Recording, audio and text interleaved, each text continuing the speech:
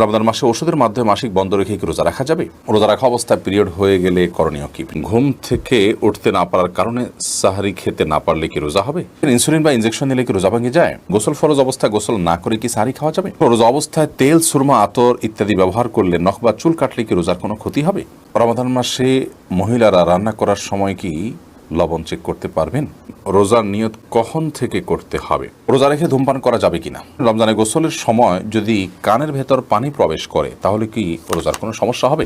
প্রিয় দর্শক, আর বিলম্ব না করে চলুন আপনাদের প্রশ্ন উত্তর দেওয়ার পালায় প্রবেশ করি। তানজিনা আপনি লিখেছেন, রোজা রাখা অবস্থায় পিরিয়ড হয়ে গেলে করণীয় কি? পিরিয়ড যদি হয়ে যায় তাহলে ওই দিনের যে সিয়ামটা আছে ওই সিয়ামটা আপনাকে পরবর্তীতে রমজানের পর রেখে দিতে হবে। আর পিরিয়ড হয়ে গেছে, এখন আপনি অন্য রোজাদার সামনে আপনি খাদ্য গ্রহণ ইত্যাদি থেকে বঞ্চিত থাকবেন এবং ওইভাবে পার করবেন। এমনি শাহরিয়ার ইসলাম লিখেছেন, রমজানে গোসলের সময় যদি কানের ভেতর পানি প্রবেশ করে তাহলে কি রোজার কোনো সমস্যা হবে? সামান্য পানি যদি কানের ভিতর যায় এবং সেটা যদি আপনি ঝেড়ে ফেলে দিতে পারেন, শেষ যদি আপনার থাকে, তাহলে ইনশাআল্লাহ রোজা হয়ে যাবে, রোজার ক্ষতি হবে না। মিলন হোসেন আপনি লিখেছেন, রোজা রেখে ধূমপান করা যাবে কিনা? অনেকে বলে থাকেন যে রোজা রাখা অবস্থায় সিগারেট খেলে রোজার কোনো ক্ষতি হয় না, এটা কি সঠিক?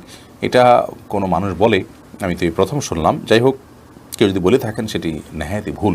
ধূমপান করলেও তার ফলে রোজা ভঙ্গ হবে, কারণ এটা পান ধোঁয়াগুলো মানুষের ভেতরে প্রবেশ করে, বিধায় এটি রোজা ভঙ্গের কারণ। রোজা অবস্থায় ধূমপান করা জায়েজ নয়, যদিও রোজা রাখা অবস্থার বাইরেও ধূমপান করা জায়েজ নয়। রোজা অবস্থায় ধূমপান করলে সেটি গুনাহও হবে, আবার রোজা ভঙ্গের কারণ হবে।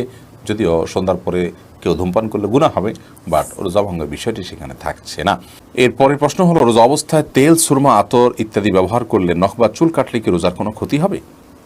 রমাদান মাসে রোজা অবস্থায় তেল, সুরমা, আতর এগুলো ব্যবহার করলে রোজার কোনো ক্ষতি হবে না। ঠিক একইভাবে চুল, নখ ইত্যাদি কাটলেও সিয়ামের কোনো ক্ষতি হবে না, কারণ এগুলোর কোনোটাই খাদ্য কিংবা খাদ্যের সাথে সাদৃশ্যপূর্ণ কোনো বিষয় নয়। যদি আপনি রোজা রেখে খাদ্য গ্রহণ করেন, পানীয় গ্রহণ করেন, কিংবা খাদ্য বা পানীয়ের কাজ দেয় বা এটার সাথে সাদৃশ্য হয়, এরকম কোনো কিছু আপনি করেন, তাহলে সেক্ষেত্রে সেটি সিয়াম ভঙ্গের কারণ হবে। আর রোজা রেখে একজন মানুষ যদি তেল ব্যবহার করেন, সুরমা ব্যবহার করেন, আতর ব্যবহার করেন, কিংবা চলবা নখ কাটেন, তাতে না সেটা খাদ্যের কোনো কাজ দেয়, না পানীয়ের কোনো কাজ দেয়, না তার সাথে কোনো এর সরাসরি কোনো সম্পৃক্ততা বা সাদৃশ্য আছে, বিধায় এগুলো করলে সিয়াম ভঙ্গ হবে না, রোজা ভঙ্গ হবে না, কোনো অসুবিধা নেই। এরপরে যে প্রশ্নটি দেখতে পাচ্ছি, জান্নাতুল ফেরদাউস আপনি লিখেছেন, রোজার নিয়ত কখন থেকে করতে হবে?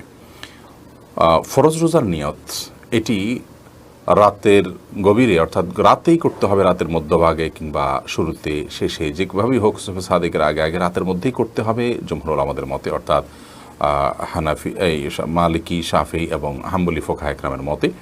তবে ফোকাহে আহনাফ এর মতে দিনের বেলায় দ্বিপ্রহরের আগে আগে নিয়ত করলেও কিন্তু রমজানের ফরজ রোজা আদায় হয়ে যাবে। তবে অন্যান্য যে নফল রোজাগুলো আছে সেগুলো দিনের বেলা দুপুরের আগে আগ পর্যন্ত নিয়ত করলেই হয়ে যাবে সবার সর্বসম্মতিক্রমে। তাহলে খোলাসা কথা হলো, রমজানের ফরজ রোজার নিয়ত রাতেই করতে হবে অনেক ফোকাহে একরামের মতে। তবে হানাফি ফোকাহে একরামের মতে, ইমাম আবু হানিফা রাহিমাহুল্লাহর মাযহাব অনুপাতে, তার থট অনুযায়ী দিনের দুপুরের আগ পর্যন্ত যদি এই সময়ের মধ্যেও নিয়ত করে ফেলে কেউ, তাতেও তার রমজানের ফরজ রোজা আদায় হয়ে যাবে। তবে শর্ত হলো এর মধ্যে পান বা আহার বা রোজা ভঙ্গকারী কোনো কিছু না করে থাকতে হবে। এর পরের প্রশ্ন হলো, রমাদান মাসে মহিলারা রান্না করার সময় কি লবণ চেক করতে পারবেন? আমাদের মা বোনরা রমাদান মাসে রান্না করতে গিয়ে, বা যে কোনো পুরুষও রান্না করতে গিয়ে যদি তরকারির লবণ চেক করতে হয়, স্বাদ চেক করতে হয়, তাহলে সেক্ষেত্রে সেটি তার জন্য জায়েজ হবে, যদি এই চেকটা হয় জিহ্বা দিয়ে এবং চেক করে সাথে সাথে আবার থুতুর মাধ্যমে তিনি সেটাকে পরিষ্কার করে ফেলে দেন, অর্থাৎ গলদকরণ না গেলেন, তাহলে সেক্ষেত্রে সেটি জায়েজ হবে। যদিও এটা অ্যাভয়েড করতে পারলে সেটা বেটার এবং উত্তম। যদি কারোর সন্দেহ হয় যে রান্নাটা ঠিকমতো হলো কি হলো না, মানুষ খেতে পারবে কি পারবে না, লবণ হলো কি হলো না, কম বা বেশি হলো কি না, তাহলে সেক্ষেত্রে তিনি পরখ করতে পারবেন। তবে জিহ্বার আগায় নিয়ে সেটাকে আবার খুব ভালোভাবে থুতুর সাথে ফেলে দেওয়ার চেষ্টা তাকে করতে হবে, তিনি ফেলে দিতে হবে। এর মাধ্যমে ইনশাআল্লাহ তাআলা তার এই চেক করাটা জায়েজ হবে। তবে যাদের মোটামুটি অনুমান হয়ে গেছে, আন্দাজ হয়ে গেছে, খুব একটা প্রয়োজন হয় না, তারা এটা অ্যাভয়েড করতে পারলে অবশ্যই বেটার এবং ভালো। সাকিব হাসান আপনি লিখেছেন, গোসল ফরজ অবস্থায় গোসল না করে কি সাহারি খাওয়া যাবে? যদি কারোর গোসল ফরজ হয়, তাহলে গোসল ফরজ অবস্থায় যদি আপনি সাহারি খেয়ে নেন, এই কারণে যে এখন গোসল করতে গেলে সাহারি খাওয়ার সময় আর থাকবে না, অথবা যে কারণেই হোক না কেন যে আমি পরে গোসল করব, তাহলে তার ফলেও সিয়াম হয়ে যাবে, কোনো অসুবিধা নেই। তবে অবশ্যই ফজরের সালাত আদায়ের প্রয়োজনে ফজরের সালাতের আগে আগেই আপনাকে ফরজ গোসল করতে হবে। কিন্তু গোসল ফরজ হওয়া অবস্থায় অর্থাৎ শরীর অপবিত্র অবস্থায় যদি কেউ খাদ্য গ্রহণ করেন এবং সাহরি খেয়ে ফেলেন বা রোজার নিয়ত করেন, তাতেও রোজা হয়ে যাবে, সাহরি হয়ে যাবে, কোনো অসুবিধা নেই। যদিও গোসল করে তারপরে খেতে পারলে সেটা উত্তম, তা বলাই বাহুল্য। মাজিদুর রহমান আপনি লিখেছেন, ইনসুলিন বা ইনজেকশন নিলে কি রোজা ভেঙে যায়? ইনসুলিন বা ইনজেকশন নিলে রোজা ভঙ্গ হয় না। বিশেষ করে যে ইনজেকশন আমাদের চামড়ার নিচে বা সামান্য মাংসপেশিতে যায়, যেটা আমাদের পাকস্থলিতে যায় না, খাদ্যের কাজ দেয় না, পানীয়ের কাজ দেয় না, খাদ্য বা পানীয়ের সাথে সাদৃশ্য হয় না, সেরকম ইনজেকশন যেটা শুধুমাত্র আপনার চামড়ার নিচে ইনজেক্ট করা হয় কিংবা আপনার মাংসপেশিতে ইনজেক্ট করা হয় এবং সেটাতে আপনার মেডিসিন থাকে সামান্য পরিমাণে, বা যেখানেই হোক ইনজেক্ট করা হয়, সেটা পাকস্থলিতে অন্তত যায় না। তো এই ইনজেকশন এবং আপনার ইনসুলিন এগুলোর কারণে রোজা ভঙ্গ হবে না, এটাই বিশুদ্ধতর মত এবং সংখ্যাগরিষ্ঠ উলামা ইকরাম আরব আজম সবারই মত বলতে গেলে। সেই হিসাবে টিকাও এটা রোজা ভঙ্গের কারণ না, টিকা নিলেও রোজা আপনি থাকবে আপনার রোজা। তবে যেই ইনজেকশন আপনার খাদ্য বা পানীয়ের কাজে, ধরুন গ্লুকোজ আছে, এরকম গ্লুকোজের যে স্যালাইন আছে যদি আপনি গ্রহণ করেন, তাহলে তার ফলে রোজা ভঙ্গ হয়ে যাবে, কারণ এটা খাদ্য এবং পানীয়ের কাজ দিয়ে থাকে। ভাই মামুনুর রশিদ আপনি লিখেছেন, ঘুম থেকে উঠতে না পারার কারণে সাহারি খেতে না পারলে কি রোজা হবে? সাহারি খাওয়া কি আবশ্যক? যদি রমাদান মাসে কেউ ভোর রাতে সাহারি খেতে ওঠার সুযোগ না পান, এর মধ্যে ফজর ওয়াক্ত হয়ে গেছে, অর্থাৎ সাহারি খাওয়ার কোনো সুযোগই তিনি পেলেন না, তাহলে সেই ক্ষেত্রে তার রোজা হবে কিনা? উত্তর হলো তার রোজা হয়ে যাবে, তার সিয়াম হয়ে যাবে। এবং তিনি যদি কোনো কিছু না খেয়ে থাকেন, না পান করে থাকেন, অর্থাৎ সবে সাদিক থেকে নিয়ে, তাহলে সেক্ষেত্রে আলহামদুলিল্লাহ তার রোজা বিশুদ্ধ হয়ে যাবে। সাহারি খাওয়া এটি রমজান মাসে বা রমজানের বাইরে যে কোনো রোজার জন্য ফরজ বা আবশ্যিক কোনো বিষয় নয়। সাহারি খাওয়া এটি সুন্নাহ, সাহারি খাবারের মধ্যে বরকত রয়েছে। কিন্তু কোনো কারণে কেউ সাহারি খেতে পারলেন না, তারপরও তার রোজা হয়ে যাবে, তার সিয়াম হয়ে যাবে ইনশাআল্লাহ তাআলা। মাইশা ইসলাম আপনি লিখেছেন, রমজান মাসে ওষুধের মাধ্যমে মাসিক বন্ধ রেখে কি রোজা রাখা যাবে? এটা অনেক বোনের জিজ্ঞাসা। রমজান মাসে মাসিক বন্ধ করার জন্য ঔষধ সেবন করে যদি কেউ রোজা রাখেন, তাহলে সেক্ষেত্রে সেটি তার জন্য জায়েজ হবে। শর্ত হলো সে ওষুধের মাধ্যমে কোনো বড় ধরনের তার শারীরিক ক্ষতির মুখোমুখি হওয়া বা কোনো প্রকার সাইড এফেক্টের আশঙ্কা না থাকতে হবে। যদি ওষুধ সেবন করার মাধ্যমে বড় কোনো ক্ষতি না হয়, তাহলে সেক্ষেত্রে এটি গ্রহণ করে আপনি মাসিক বন্ধ রেখে সিয়াম পালন করতে পারবেন, কোনো অসুবিধা নেই। যদিও উত্তম হয় স্বাভাবিক অবস্থার উপরে ছেড়ে দেয়া, কারণ আল্লাহ রাব্বুল আলামিন যে অবস্থা রেখেছেন সে অবস্থার উপরে থাকতে পারলে বেটার। তবে হ্যাঁ, অনেকে আছে রমজানের পরে রোজাগুলো রাখাটা তাদের জন্য চ্যালেঞ্জিং হয়ে যায়, কঠিন হয়ে যায়, তাহলে সেক্ষেত্রে তারা ওষুধ সেবন করে এই রোজাগুলো রাখতে পারবে, রমজান রোজাগুলো রাখতে পারবেন, কোনো অসুবিধা নেই। শর্ত হলো সাইড এফেক্ট এর মাধ্যমে বড় কোনো ক্ষতির মুখোমুখি হওয়ার আশঙ্কা না থাকতে হবে। কারণ মানুষ নিজেকে ক্ষতির মধ্যে ফেলে দিবে এরকম কোনো কাজ ইবাদত করার জন্য করার নির্দেশনা ইসলাম আমাদেরকে দেয় না। আল্লাহ রাব্বুল আলামিন মাসিকের কারণে আপনাকে রোজা রাখার তৌফিক দেননি, কিন্তু আপনার মধ্যে আক্ষেপ আছে, আপনার মধ্যে আগ্রহ আছে যে আমি যদি মাসিক না হতো তাহলে রোজা রাখতাম। তো এই যে একটা আপনার আকুতি, এই যে আপনার আকুলতা, এটার কারণে আল্লাহ তাআলা রোজা না রাখতে পারার পরও আপনাকে আল্লাহ রাব্বুল আলামিন রোজা রাখার যে সওয়াব সেটি দান করবেন। কারণ হাদিসে আছে, নবী করিম সাল্লাল্লাহু আলাইহি ওয়াসাল্লাম বলেছেন, কোনো ব্যক্তি যদি অসুস্থ হয়ে পড়ে, শারীরিকভাবে অনুপযুক্ত হয়ে পড়ে কোনো ইবাদত করার, অথচ তার যখন শারীরিক সক্ষমতা ছিল তিনি সেই ইবাদতটি করতেন, ত্রুটি বিচ্ছুতি করতেন না, তিনি সেটি করতেন এবং এখনও সুস্থ থাকলে তিনি করতেন, তাহলে সেক্ষেত্রে তিনি এই ইবাদতটি সুস্থ অবস্থায় করলে যে পরিমাণ সওয়াব পেতেন, অসুস্থ অবস্থায় সেই ইবাদতটি করতে না পারার কারণে তার যে বেদনা, তার যে আকুতি, তার যে আকুলতা এবং তিনি যে সুস্থ থাকলে রাখতেন, সেই বিবেচনায় আল্লাহ তাআলা তাকে ইবাদত করার সওয়াব দেবেন। বিধায় মা বোনরা এক্ষেত্রে আলাদা কোনো কসরত না করলেও ইনশাআল্লাহ বিইذনিল্লাহ আল্লাহ তাআলার কাছ থেকে তারা আজর পাবেন, যদিও এই রোজাগুলো তাদেরকে আবার রেখে দিতে হবে। অতএব ওষুধ সেবন করে মাসিক বন্ধ রেখে রোজা রাখতে পারবেন, ওই শর্ত সাপেক্ষে যে সাইড এফেক্ট থাকবে না। স্মৃতি আপনি লিখেছেন, রোজা অবস্থায় টুথপেস্ট দিয়ে ব্রাশ করা যাবে কিনা? টুথপেস্ট বা মাজন ইত্যাদি দিয়ে, পাউডার ইত্যাদি দিয়ে দাঁত ব্রাশ করা যাবে কিনা, এ বিষয়ে আমাদের দেশের ওলামা ইকরাম বলে থাকেন এটি মাকরুহ এবং অপছন্দনীয়। রোজা হয়ে যাবে, কিন্তু একান্ত প্রয়োজন ছাড়া আপনি এটি মুখে ব্যবহার করার ফলে আপনার থুতুর সাথে অপ্রয়োজনে কিছু জিনিস আপনার পেটে যাচ্ছে, সেটা পরিমাণে কম হলেও তো এই জন্য এটা আপনার জন্য অনুচিত এবং মাকরুহ। সাহরি খাওয়ার সাথে সাথে আপনি ফজরের আগে আগে ব্রাশ করে ফেলবেন, এরপর দিনের বেলা আপনি মেসওয়াক করবেন কিংবা খালি ব্রাশ দিয়ে আপনি দাঁত ঘষবেন বা পরিষ্কার করবেন। যদিও সৌদি আরবের স্কলারগণ এবং ওলামায়ে কেরাম এটিকে মাকরুহ বলেন না, তারা এটাকে জায়েজ বলেন, কিন্তু মাকরুহ হওয়াটা, অপছন্দনীয় হওয়াটাই হলো অধিকতর যুক্তিযুক্ত। কারণ টুথপেস্ট এটি আমাদের থুতুর সাথে ভেতরে চলে যায়, হোক না সেটা পরিমাণে কম।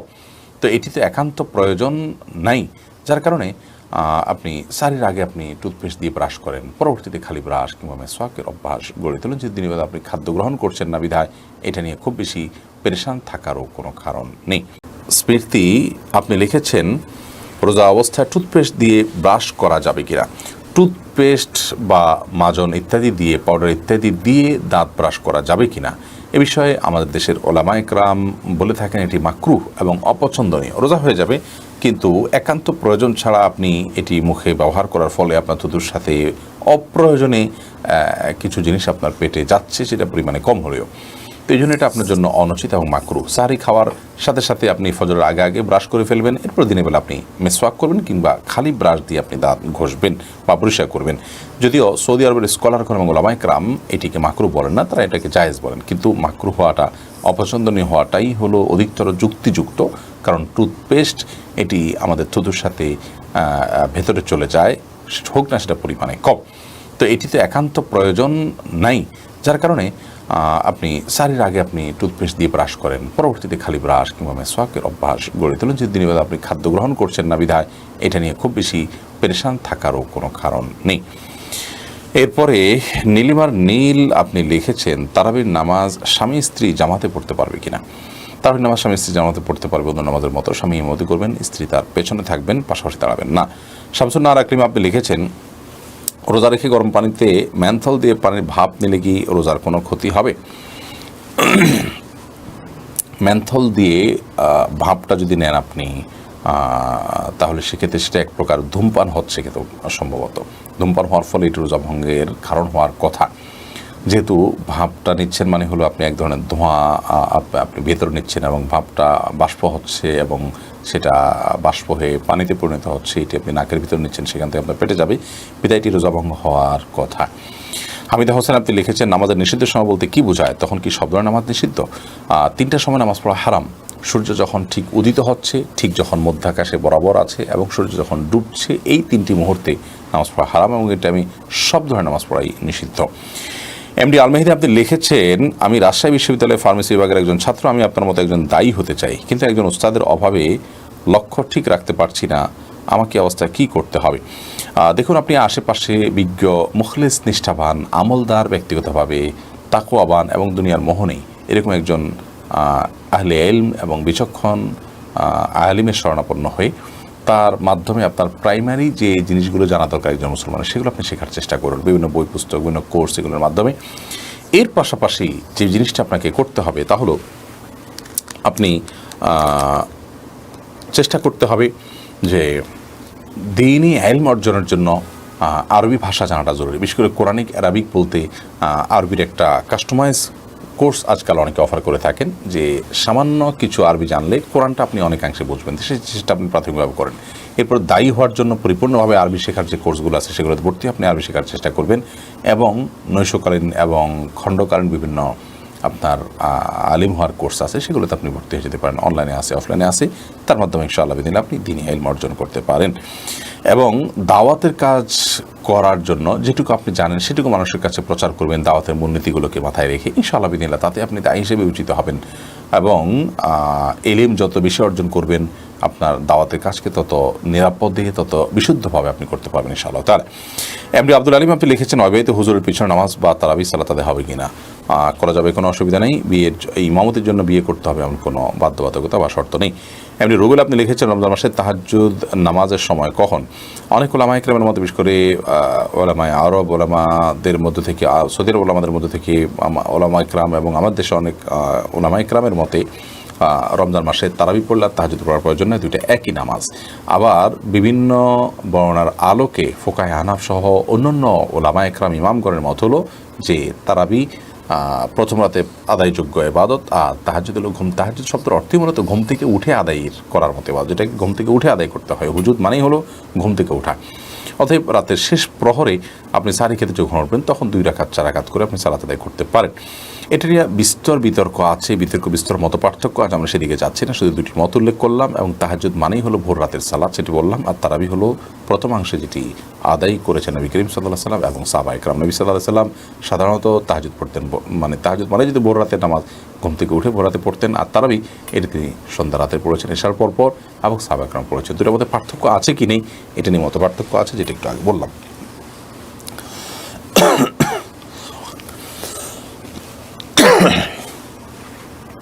এমডি ইমরান শেখ আপনি লিখেছেন,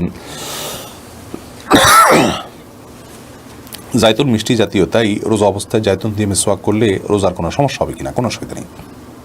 জায়তুনের ডাল বা তার যে গাছের গোড়া, এটার মধ্যে যে মিষ্টতা আছে বা এটার মধ্যে যে এক ধরনের তারল্য আছে বা এর যে একটা স্বাদ আছে, এটা দিয়ে থুতুর সাথে মানুষের পেটেও যায়, তাতেও রোজার কোনো ক্ষতি হবে না ইনশাআল্লাহ বিদিনিল্লাহ। কারণ নবী করিম সাল্লাল্লাহু আলাইহি ওয়াসাল্লাম রোজা রেখে প্রচুর পরিমাণে মিসওয়াক করতেন।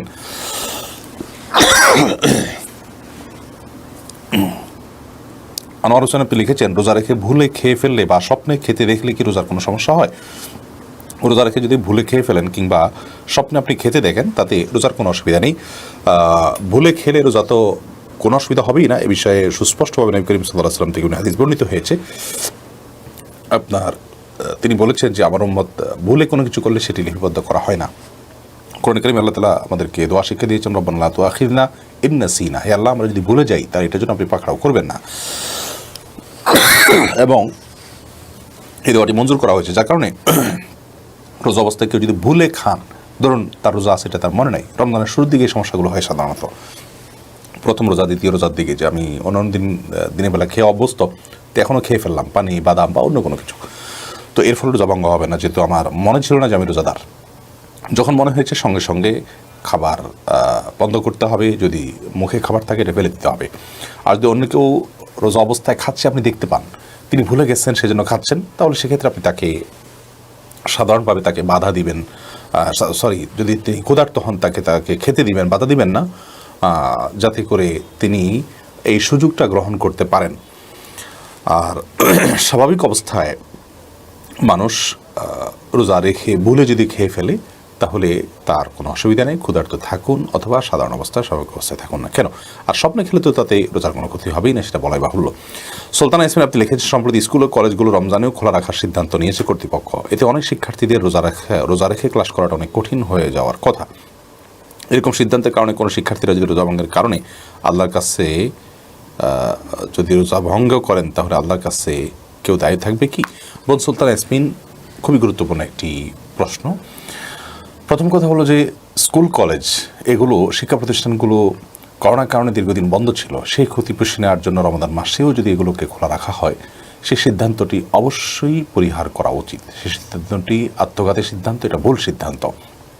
মুসলিম প্রধান এই অঞ্চলে মানুষ ফরজ রোজা রেখে থাকেন, সেই জায়গা থেকে শিক্ষার্থীরাও রেখে থাকেন।